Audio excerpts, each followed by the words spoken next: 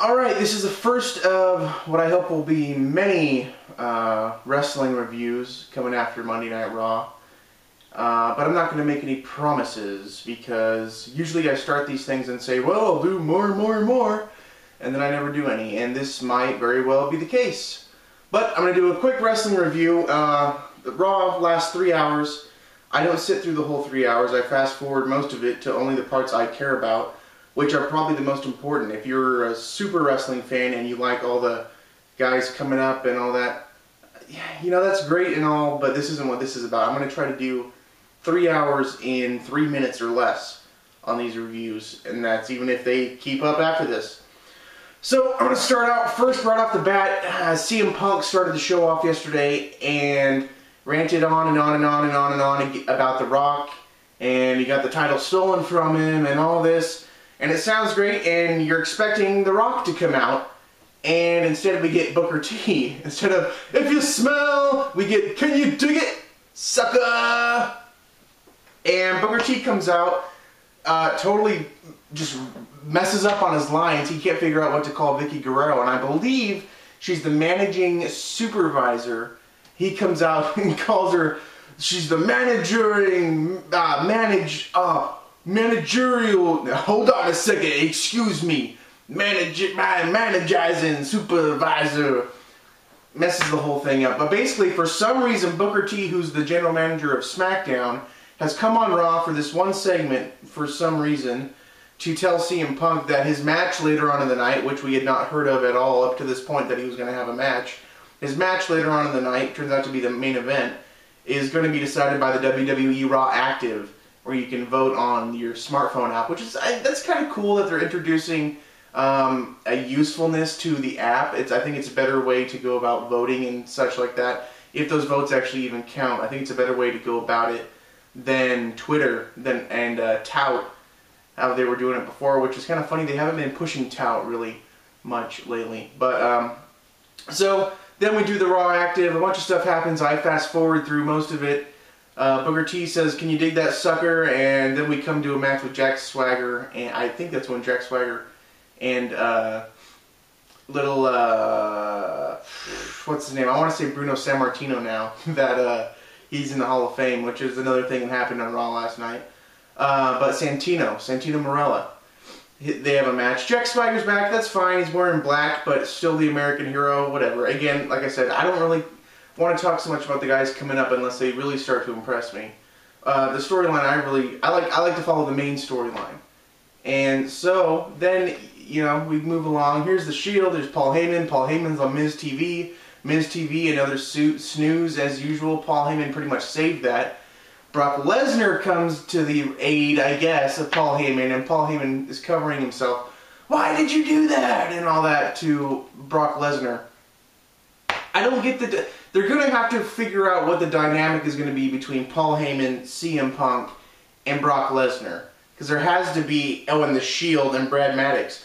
They're going to have to piece that all together in a way that one superstar is going to have to come out as the good guy, one's going to have to come out as the bad guy, and what you do with Brad Maddox and the Shield, I don't know. I have no idea. Which brings me to the last part of the show, the Shield. Throughout the whole episode of Monday Night Raw last night, John Cena's big claim was that he's going to call out the Shield. Cena's going to call out the Shield. And if you remember last week or a couple weeks back, the Shield attacked The Rock. Well, we start off this segment of when John Cena is supposed to be coming out and coming up against the Shield. And lo and behold, there's Brad Maddox saying, you know, I am the victim in this, and blah, blah, blah, blah, blah. I gotta say, I kind of liked him better as a referee. I don't get what the point of having him here now is. But he decides he's going to take on the Shield all by himself. And the Shield, notorious for coming to the ring through the audience, they come down, they start whooping his butt, and lo and behold, here comes John Cena, Sheamus, and Ryback from throughout the crowd. So the Shield, oh, they're smart, they're going to run back. And here's the part that I like the most out of this, is that it brought to a head, there's going to be a conclusion with the Shield, and that's in that some of the superstars who they've wronged in the past blocked them from going back to the backstage area.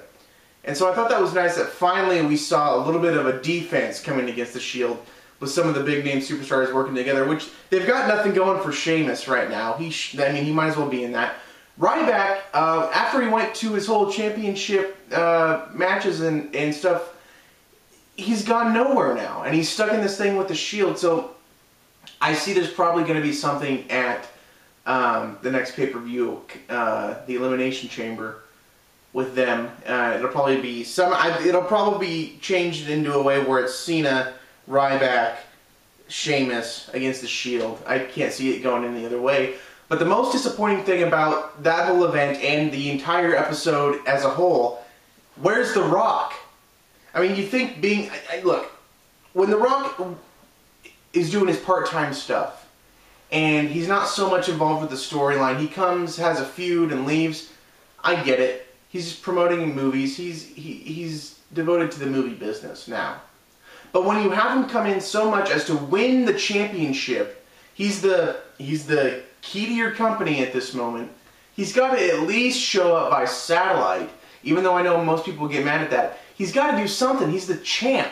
You can't have a part-timer be the champ. And even though I support him being champion, when he doesn't show up and he's carrying the belt, that's when I start to get mad, because you might as well give it to somebody like a CM Punk or, you know, some of the up-and-comers. Even John Cena could have the belt, and I'd be less mad than The Rock actually having the belt and not being on the show.